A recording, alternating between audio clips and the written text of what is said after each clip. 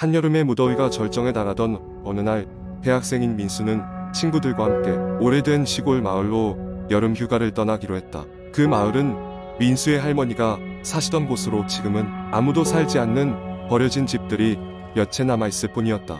민수는 할머니 집에 방문할 때마다 들었던 재미있는 옛날 이야기를 친구들에게 들려주었고, 친구들은 그런 특별한 장소에서 여름밤을 보내고 싶은 마음에 들떴다.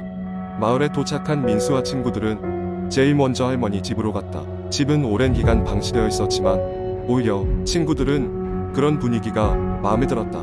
먼지가 수북히 쌓인 낡은 가구와 거미줄이 얽힌 천장, 고요한 실내는 묘한 기분을 자아냈다. 그들은 집을 대충 정리한 후 각자 방을 배정받고 짐을 풀었다. 첫째 날 밤 친구들은 집 근처를 산책하기로 했다. 달빛이 희미하게 비추는 좁은 시골길을 따라 걷던 중 그들은 오래된 우물을 발견했다. 우물은 자물쇠로 단단히 잠겨 있었고 주변에는 접근 금지라는 편말이 세워져 있었다. 호기심 많은 하나라는 친구가 이끄는 대로 그들은 경보를 무시하고 우물 가까이 다가갔다. 우물 안쪽으로 손전등을 비춰보았지만 깊이를 알 수 없어 어둠 속으로 빛이 삼켜졌다. 그날 밤 친구들은 함께 모여 공포 영화를 보고 있었다. 갑자기 전기가 나가면서 집이 깜깜해졌다. 플래시를 켠 민수는 각자 손전등을 찾으라며 친구들을 진정시켰다. 그런데 늦여름에 더운 바람만이 창밖에서 불어오는 가운데 집안에서는 알 수 없는 차갑고 서늘한 기운이 느껴졌다. 그들은 긴장하며 다시 잠자리에 들었다. 두 번째 날 마을을 돌아다니던 중 민수는 할머니에게 들었던 마을의 전설을 떠올렸다.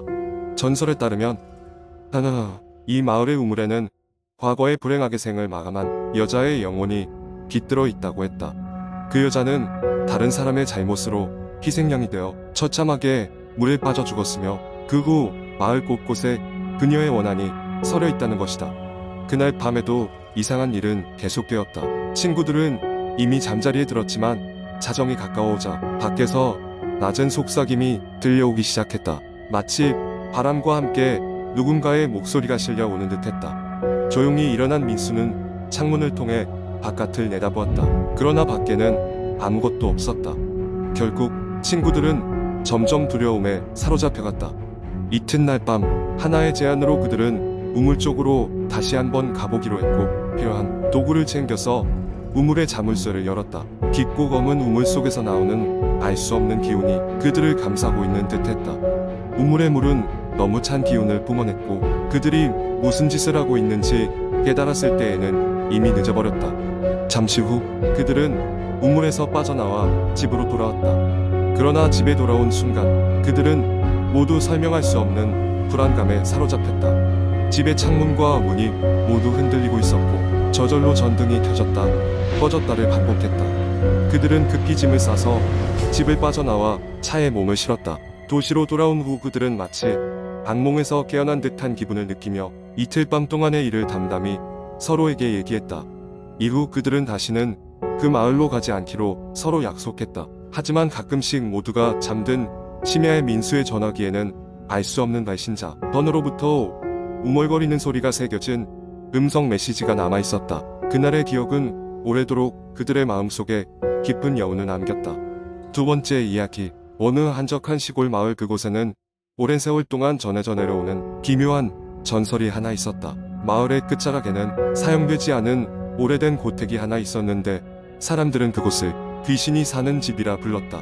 이 집은 수십 년 전 어떤 이유에서인지 모든 가족이 사라진 채로 방치되어 있었다고 한다.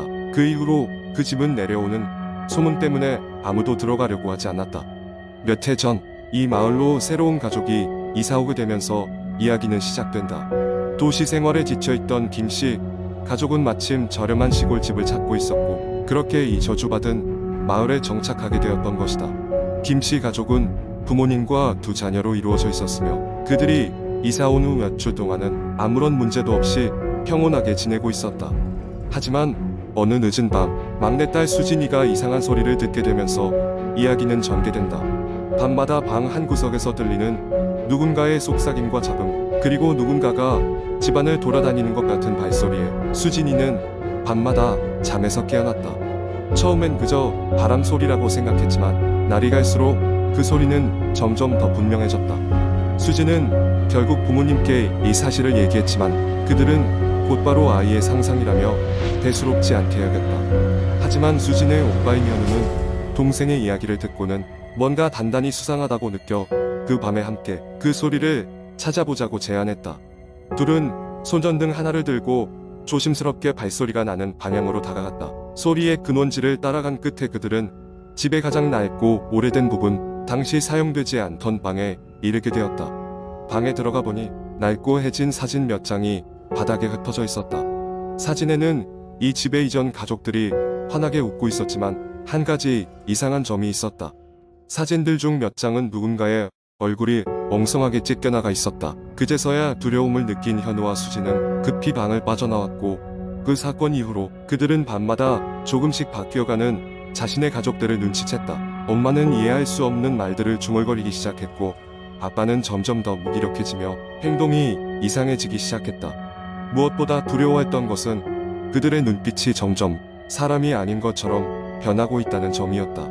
결국 현우와 수지는 이를 해결하기 위해 선생님이자 무당인 마을의 노인을 찾아갔다. 노인은 가만히 두 남매의 이야기를 듣더니 고개를 끄덕이며 말했다. 그 집은 원한이 서린 곳이야. 오래전 그곳에서 끔찍한 사건이 있었거든. 노인은 이 집에 살던 가족이 어느 날 모두 실종되었으며 그들이 돌아오지 못한 이유는 그들의 영혼이 아직 이 세상에 남아 이 집을 떠나지 못하고 있다는 섬뜩한 이야기를 전했다. 영혼들은 누군가 자신의 존재를 알아주기를 바라며 집에 머무르는 가족들에게 호소하고 있는 것이라 했다. 결국 노인의 도움을 받아 김씨 가족은 그 집을 떠나기로 결심했다. 노인은 가족이 떠나기 전 집에서 의식을 진행하며 집에 있는 영혼들을 위로하고 그들을 다른 세계로 보내줄 것을 약속했다. 시간이 지나 김씨 가족은 집을 떠났고 그 집은 다시 원래의 고요한 상태로 돌아갔다.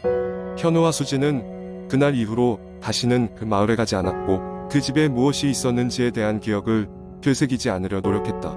그들의 경험은 인터넷을 통해 전해졌고 사람들은 그 이야기의 진위를 떠나 섬뜩한 공포감을 느끼며 이웃에게 전해졌다. 그 집은 여전히 마을의 끝자락에 서서 지나가는 사람들에게 불길한 분위기를 내뿜고 있다.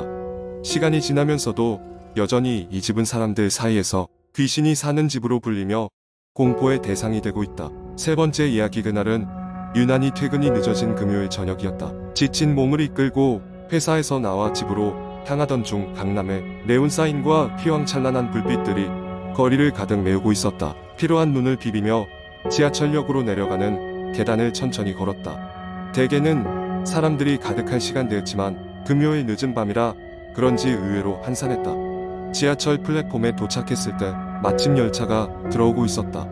사람들 틈에 끼어 겨우 자리에 앉았을 때 나는 자연스럽게 귀에 이어폰을 꽂고 음악을 틀었다.